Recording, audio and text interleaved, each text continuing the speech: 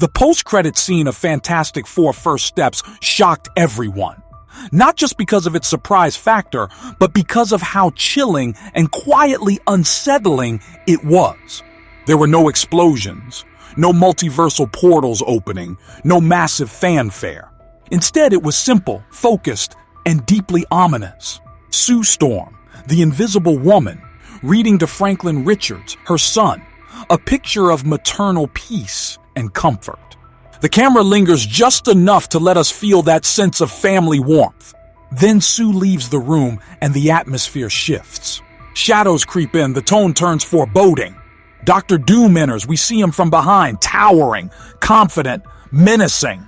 He walks up to the unsuspecting Franklin Richards, the little boy unaware of the monster that stands behind him. Doom takes off his mask, revealing his face, but the audience doesn't see it. We only see Franklin, oblivious, and Doom's broad shoulders, his cold, calculated presence filling the room. The scene cuts to black. No words spoken, just that overwhelming feeling. Something terrible has just begun. That scene didn't just end a movie, it cracked open a whole new path for the Marvel Cinematic Universe.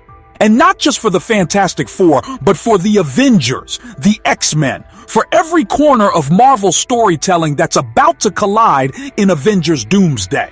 But to understand why Doom was there, what he's thinking, and what it all means, we need to dive deep into who Dr. Doom really is, and more importantly, why Franklin Richards may be the single most important piece on the Marvel chessboard. Dr. Doom isn't just any villain. He isn't the kind who shows up, throws a few punches, gets defeated, and comes back for the sequel. Doom is an emperor, a scientist, a sorcerer, a manipulator, and in some cases, a god. He is a man who believes that the world, perhaps even the multiverse, would be better under his rule. He's a character of immense depth, driven by a complicated blend of ego, trauma, ambition, and yes, a twisted sense of responsibility. When Doom moves, it's not out of impulse. Every step is calculated, every decision part of a grand scheme. So when Doom walks into the room where Franklin Richards sleeps, it's not a random act. It's a move that's been in planning for years, maybe decades. This wasn't Doom just making a surprise visit. This was Doom executing the next stage of his master plan. Franklin Richards, for those unfamiliar, is not an ordinary child. In the comics, he's considered one of the most powerful beings in the Marvel Universe. He's a mutant with godlike reality-warping powers, capable of creating universes, bending the fabric of reality, and altering existence itself. Franklin's potential surpasses any known limits. Even cosmic entities respect or fear him. And here in the MCU, his introduction signals the unlocking of a level of power that we've only glimpsed through characters like Scarlet Witch or Kang the Conqueror. Franklin is beyond even those. Doom knows this. Doom always knows. That's why, in the post-credit scene, his silence says more than any line of dialogue could ever convey. He's looking at the future, at power untapped, at a force that could either cement his rule or destroy it. So the question is, what does Doom want with Franklin Richards? The answer starts by considering Doom's traditional motivations. In the comics, Doom has always been obsessed with power, with control, with destiny. His mission is not mere conquest, but the reordering of reality under his hand. With the multiverse now fractured and the timeline splintered, Doom may be seeing an opportunity, or perhaps a necessity. To him, the multiverse is chaos, endless versions of heroes, villains, and disasters repeating in cycles. Doom in his mind is the only one capable of fixing it. And Franklin, the child who can shape existence, is the key to his solution. Imagine Doom has been watching from the shadows, studying not just Reed Richards, but the entire Fantastic Four. He knows Reed is a genius, perhaps the only one who rivals him intellectually. But Doom sees something Reed doesn't. Where Reed sees Franklin as a son, Doom sees a power source, a reality-bending instrument capable of forging a new order. Doom didn't storm into the Baxter building with an army. He didn't blast through walls. He walked in silently, because this is not about a battle. This is about a recruitment, or worse, a corruption. There's a theory that Doom isn't planning to kidnap Franklin in the traditional sense. No, Doom plans to mold him, to mentor him, twist him, make him see the world through Doom's lens. While the heroes are distracted with external threats, Kang's fallout, incursions, cosmic anomalies, Doom takes the boy under his wing, planting seeds of ideology. He doesn't need chains to bind Franklin. All he needs is influence. A child, even a powerful one, can be convinced, especially when the arguments are wrapped in seemingly noble causes. Doom will present himself as the only one who truly understands Franklin's power, as the only one willing to teach him control, responsibility, destiny. This subtle manipulation sets the stage for a terrifying future. By the time the Avengers or the Fantastic Four realize what's happening, Franklin may already be aligned with Doom, seeing him as a mentor or even a savior. And when you have a child with the ability to rewrite reality, choosing Doom's ideology over his own family's morals, the stakes rise beyond comprehension. Avengers Doomsday could be less about a physical confrontation and more about a desperate battle to save Franklin's soul, to pull him back from Doom's grasp before it's too late. Alternatively, the darker theory suggests Doom doesn't stop at manipulation. He uses Franklin as a living battery. In the comics, Doom has harnessed cosmic forces before. He's taken the power of the Beyonders, wielded the power of the Silver Surfer, and become God Emperor Doom during Secret Wars. Perhaps in the MCU, Doom's goal is to fuse Franklin's power into his own being, not just ruling Latveria or Earth, but ruling all of existence. Avengers Doomsday may very well depict the rise of Doom as a multiversal god, with Franklin as the unwilling engine fueling his ascension. But there's another layer that makes this theory even more compelling. Franklin Richards is a child who hasn't yet discovered the full scale of his abilities. And Doom is the master of accelerating growth for his own ends.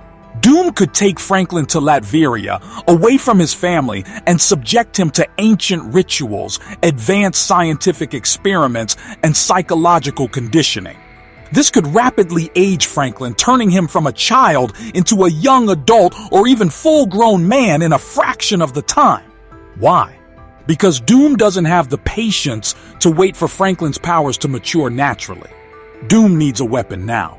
He needs a force capable of reshaping the crumbling multiverse, stopping incursions, erasing enemies, and rewriting the world in Doom's image. This theory is further supported by the way the scene was shot. We don't see Doom's face. Not because it's unimportant, but because this isn't about Doom's personal vendetta with Reed Richards anymore. This is about a larger cosmic play. The focus on Franklin means the MCU is pivoting towards the next generation of heroes and villains. Franklin isn't just a side character. He is the linchpin of the upcoming saga. And let's not forget, the post-credit scene happens after the Fantastic Four's first steps. The phrase first steps could be symbolizing two things: the Fantastic Four establishing themselves in this universe, and Franklin taking his literal first steps toward becoming the most consequential figure in the MCU. Doom's entrance marks the end of innocence and the beginning of manipulation, power struggles, and perhaps even multiversal war. It's also possible that Doom doesn't plan to keep Franklin as an ally or a prisoner, but rather as a bargaining chip. With Kang defeated, but incursions still threatening reality, Doom may use Franklin to negotiate power among cosmic entities. We could see him broker deals with the Living Tribunal, Eternity, or even make threats to Celestials. Doom doesn't just want power for its own sake. He wants power recognized, institutionalized, carved into the bones of reality itself. Franklin Richards gives him leverage no other being possesses. This raises another tantalizing question. Could Franklin become the reason why Avengers Doomsday happens at all? What if the Avengers come into conflict not directly with Doom, but because Doom's manipulation of Franklin causes destabilization across timelines and realities? The Avengers, the Fantastic Four, and possibly even the X-Men may be forced into conflict, not just with Doom, but with an unstable, dangerously powerful Franklin who doesn't understand the consequences of his actions. Doom, as always, would position himself as the misunderstood hero, claiming that without his guidance, Franklin would have destroyed everything anyway. This classic Doom maneuver, to be the villain who believes he's the hero, could push the narrative into morally gray territory, forcing the heroes to make impossible choices. Now imagine the tragic possibility. Franklin, who starts as a symbol of hope, becomes the focal point of a multiversal war. The Fantastic Four must confront their own child. The Avengers must decide between saving the multiverse or saving Franklin. And Doom orchestrates it all from his throne, reveling in the chaos he engineered. This would make Avengers Doomsday not just a battle of fists and magic, but a battle of ideologies, of family, of survival versus compassion. Adding to the complexity is Doom's unmatched intellect and mastery of both science and sorcery. If Doom manipulates Franklin, you can bet he's also building contingencies. Maybe even creating artificial constructs, time duplicates, or mirror versions of Franklin as part of a broader, more sinister strategy. Doom doesn't just think 2 steps ahead, he's thinking centuries ahead.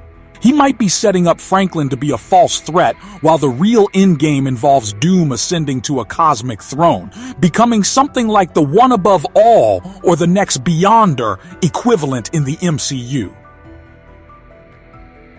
Another angle to this theory involves Kang.